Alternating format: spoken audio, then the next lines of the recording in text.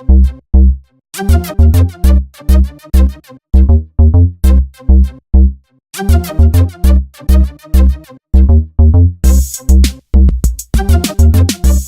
Chef Nate. Today we're making gluten-free tuna melts. For this recipe we're going to need pepperoncinis, mayo, tomato, tuna, onion, mustard, celery, cheese, and tortillas. Over here we have all the various ingredients. That's Kramer down there. This is our cheese, tomatoes, celery, onions, pepperoncini, and a little bit of cabbage. Forgot to mention that earlier. Here we go.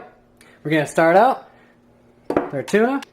About a tablespoon, maybe a tablespoon and a half of mayo, mustard, a little less than a tablespoon. Our celery, onion, pepperoncini, cracked pepper, kosher salt. There we have tuna salad. On to the final stage. We got a hot cast iron skillet.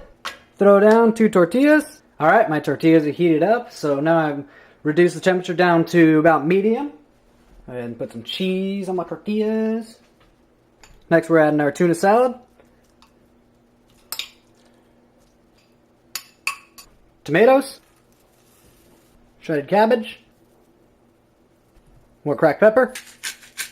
And a little more cheese. Cover that up until the cheese is nice and melty. So, it's been a couple minutes on medium to low heat. Let's see what we got. So that is a nice gluten-free tuna melt. Killer. There we have it. 2 beautiful gluten-free tuna melts. I put a little sriracha and some chipotle cheddar dressing on top. Oh my god, these are just too awesome.